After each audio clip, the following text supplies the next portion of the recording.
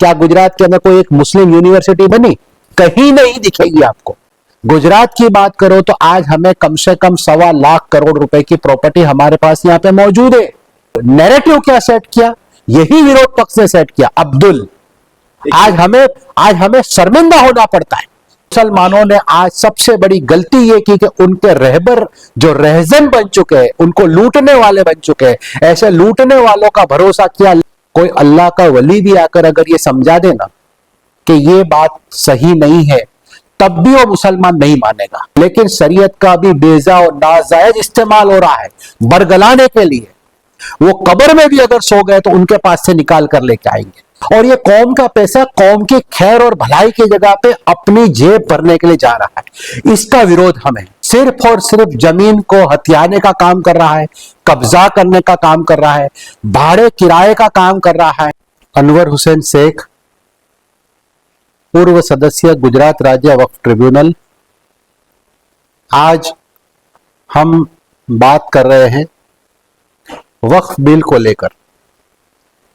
क्या है वक्फ बिल और क्यों इतना हंगामा हो रहा है? क्या कह रहे हैं समझदार लोग और क्या कह रहे हैं विरोधी दल? समझना पड़ेगा। सारी चीजें हमारे अपने भविष्य से लगी हुई, हमारे भविष्य से जुड़ी हुई है। अगर कहीं हमारे घर को आग लगती है तो हमें ही बुझानी पड़ेगी, कोई पड़ोसी या कोई दूसरा नहीं आएगा। हमें इस वक्त जरूरत है कि हमारे मुस्तकबिल को कैसे संवारा जाए, ना कि विरोध पक्षों के झांसे में आकर सिर्फ सियासी बवाल काटकर आप लोग या हम लोग कहीं पे भी कामयाब नहीं हो पाएंगे। हमारा मकसद यही है कि हम मुस्लिम समाज को कहां से कहां ले जाए, आने वाले भविष्य के अंदर हमारा मुस्तकबिल कैसा हो, हमारा विकास कैसा हो, हमारी कामयाबी कैसे हो, हमारे आने वाली पीढ़ी का विकास कैसा हो, इसी के ऊपर हमको बात करना है।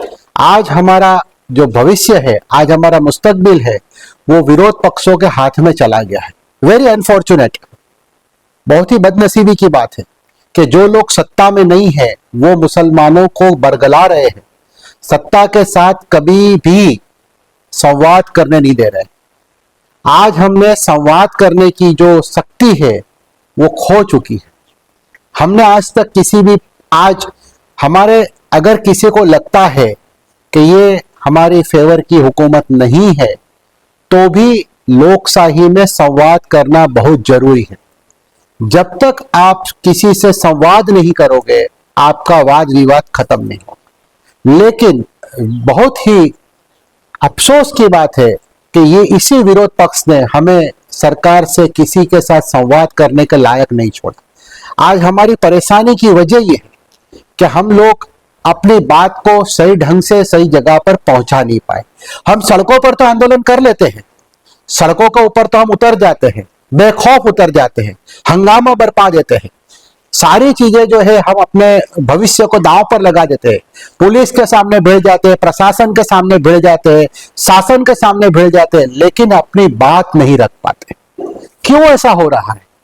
क्या बात है ऐसी कि जिसकी वजह से हमारे भविष्य को हमने अपने खुद दांव पर लगा रखा है? आइए हम सब मिलकर एक संवाद कायम करें।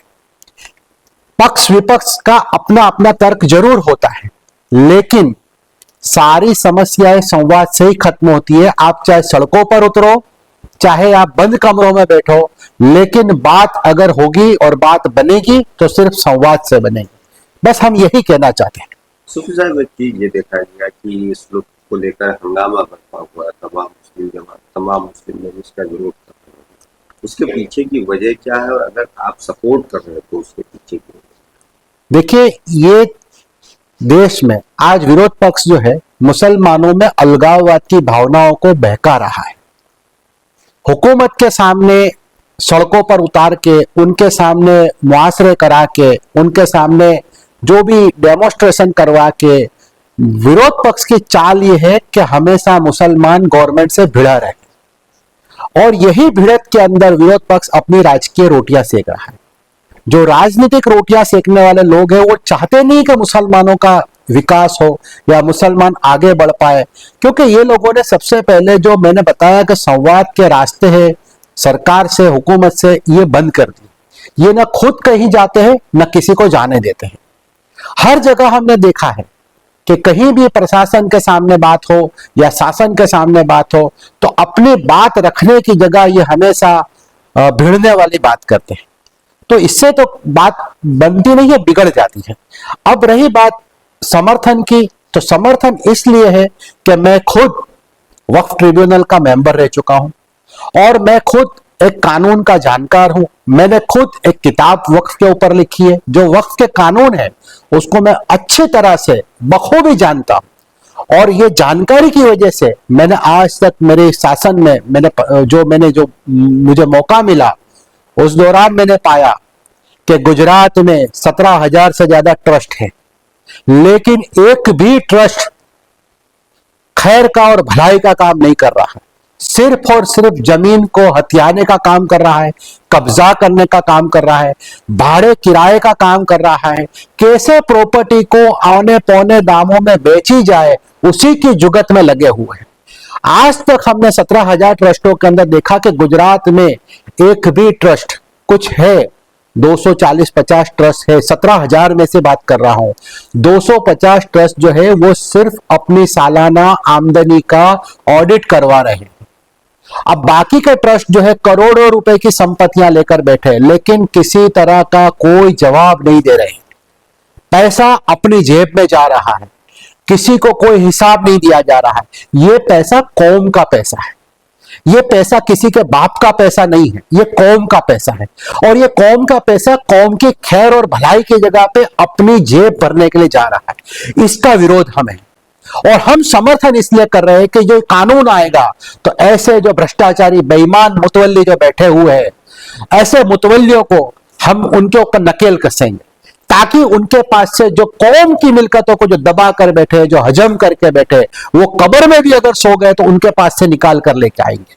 हमारा ये इंसाफ है और हम ये चाहते हैं कि हम किसी कौम की मिल्कत को किसी की जाति मिल्कत न बनने दें। जिन लोगों ने हमें, हमारे बूढ़े बुजुर्गों ने जो वक्फ की है, जो मिल्कत है, उन्होंने एक अच्छी नीयत से की थी कि हमारी आने वाली नस्लों को इसका फायदा होगा, लेकिन फायदा कुछ चंद लोग ले रहे हैं, चंद लोग ले रहे हैं, पूरी कौम को बरगला रहे हैं। आज वक्फ के अंदर शरीयत शरीयत शरीयत, शरीयत ने तो आपको ये चीज दी हुई है, इतनी अच्छी चीज दी हुई है कि आने वाले वक्त में इंतजाम कर सके, लेकिन शरीयत का भी बेजा और नाजायज इस्तेमाल हो रहा है बरगलाने के लिए। कल एक चीज देखा गया कि कुछ सूत्रों से मीडिया ने कहा कि भाई 25 के बाद के जो पहले के जो वक्फ प्रॉपर्टीज हैं उस पर नए कानून आने के बाद में सरकार दावा नहीं कर सकती है। इसके बारे में आज के दौर में अगर मुसलमानों को आकर कोई अल्लाह का वली भी आकर अगर ये समझा देना कि ये बात सही नहीं है, तब भी वो मुसलमान नहीं मानेगा, क्योंकि इतना उसके दिमाग में जहर भर दिया गया।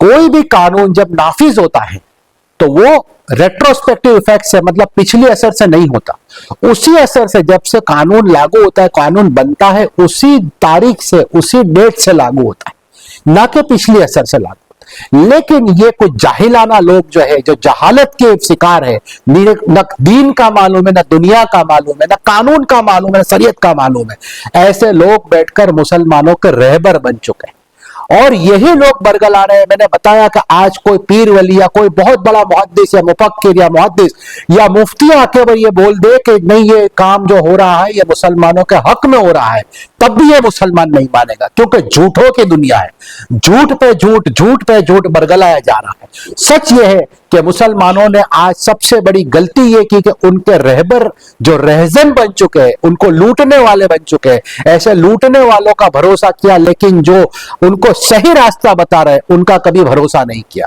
हम भी मुसलमान हैं, हम भी साथ में काम कर रहे हैं, हम चाहे हुकूमत के साथ काम कर रहे हैं, लेकिन हम खैर और भलाई की बात कर रहे हैं, हम किसी का हक मारने की बात नहीं कर रहे। हम जो बात कर रहे हैं कि मुसलमानों को उनका पूरा हक मिलना चाहिए, जो हक आज तक जो कांग्रेस की गवर्नमेंट रही इतने साल, लेकिन कभी मुसलमानों को अपना हक नहीं दे पाई।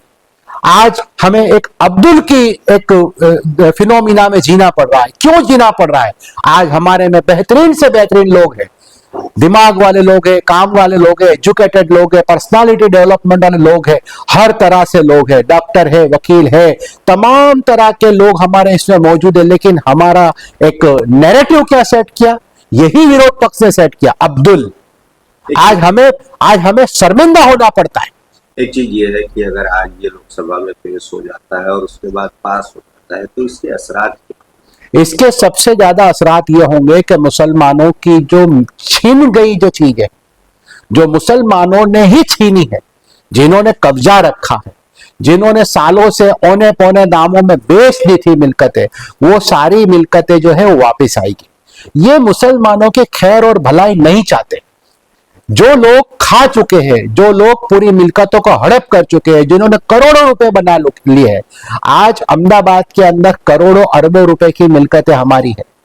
गुजरात की बात करो तो आज हमें कम से कम 1.25 लाख करोड़ रुपए की प्रॉपर्टी हमारे पास यहां पे मौजूद है गुजरात के अंदर, लेकिन उसका कोई हिसाब नहीं है, कोई इसका कोई रहबर नहीं, कोई मतलब हिसाब देने वाला कोई नहीं।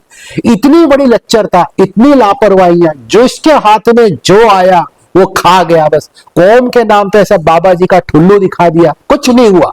कौम कौम कौम के नाम पे लोगों को बरगलाया गया और कौम के नाम पे सिर्फ अपने पेट भरे गए। ये लोग चाहते ही नहीं है कि मुसलमान का उद्धार हो, उन्नति हो। जो वक्त की प्रॉपर्टियां है उसमें कोई खैर का, भलाई का काम हो, एजुकेशन का काम हो, या किसी तरह से ये कौम की डेवलपमेंट की काम हो, ऐसा कोई नहीं चाहता। सिर्फ उन्हें अपनी जेब भरना है, इनकम के सोर्स खड़े करना है, कहीं दुकानें, कहीं शॉपिंग सेंटर, कहीं मॉल, कहीं ये। आज तक आपने देखा नहीं गया होगा कि गुजरात के अंदर सारे मुसलमान, इतने बड़े बड़े ट्रस्ट है, क्या गुजरात के अंदर कोई एक मुस्लिम यूनिवर्सिटी बनी? कहीं नहीं दिखेगी आपको। इतनी बड़ी जगह है, करोड़ों रुपए, अरबों रुपए पड़े, लेकिन एक यूनिवर्सिटी नहीं बना पाए। बड़ी बड़ी बातें करते हैं एजुकेशन एजुकेशन, लेकिन किसी लेवल पे कोई ढंग का काम नहीं हुआ। जिन लोगों को रहबर बना गए वही हमको लूट गए।